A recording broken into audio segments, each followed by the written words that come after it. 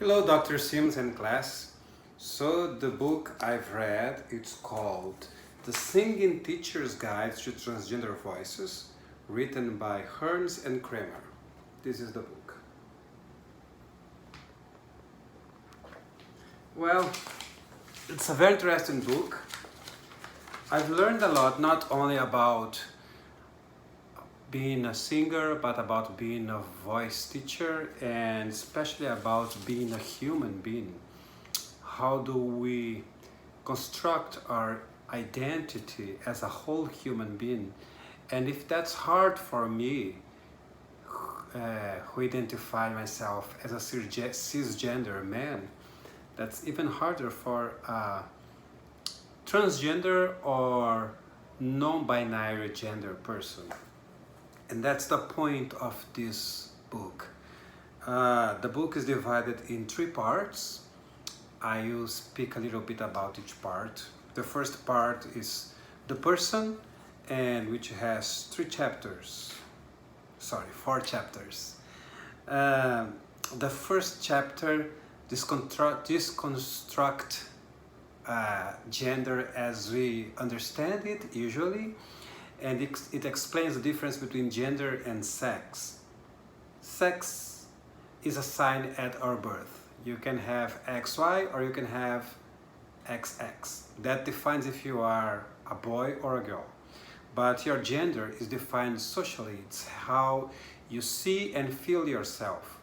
You can see yourself as a man, as a woman, as both, as none.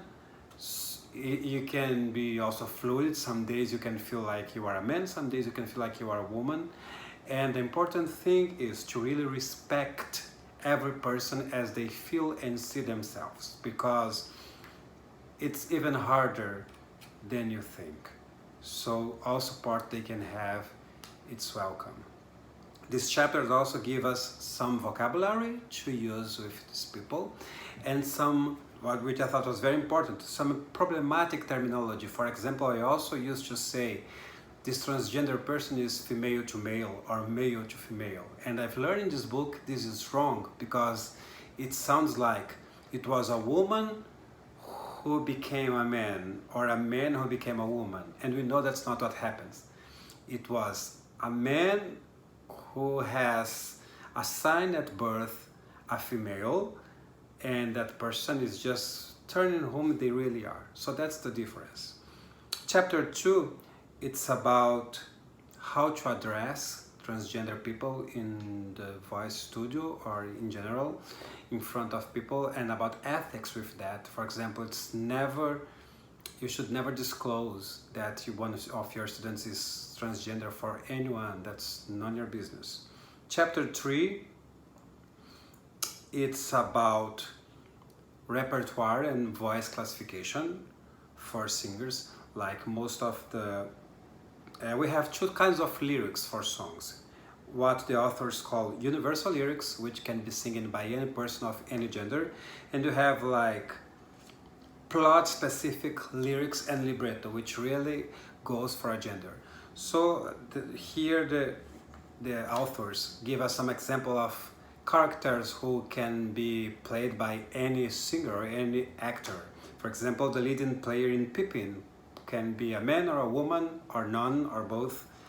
And also very interesting that in choir, instead of saying soprano, alto, tenor, basses, which usually we think that sopranos and altos are female voices and tenor and basses are male voices, we should just say part 1, part 2, part 3, and part 4.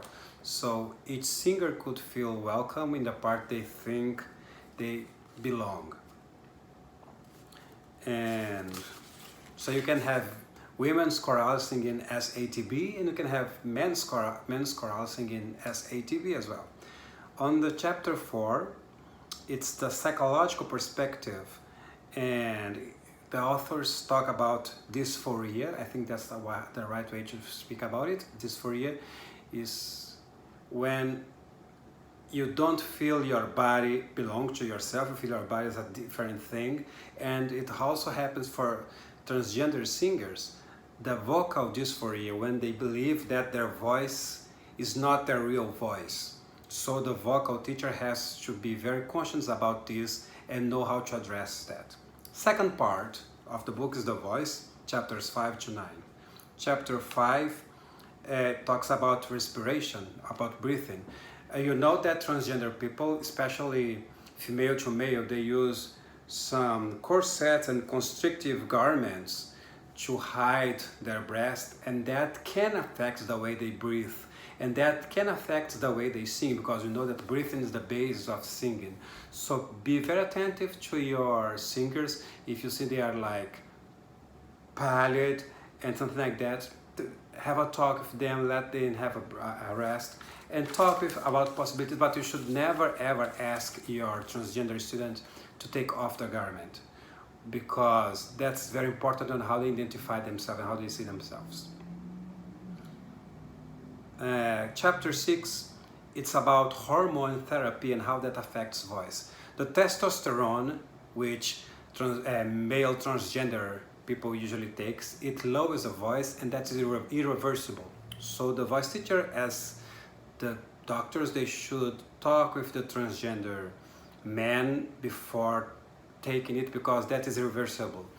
The hormone therapy for transgender females, it doesn't change the voice, but it can affect the voice, and it can affect the way the person perceives themselves. They can become more sensitive, so that should be also taken with care. Chapter 8, it's about resonance and articulation, which I've learned, it's very interesting that some vowels, they sound more masculine, and some vowels, they sound more feminine.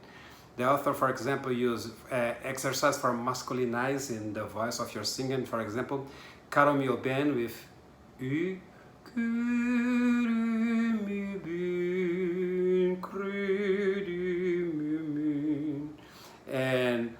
and there's another vowel doing the same exercise with Caro mio ben for feminizing the voice. Another thing I've learned in this chapter, it's very interesting, is the way you pronounce the consonants is different for men and women. For example, F, men, we say F like that,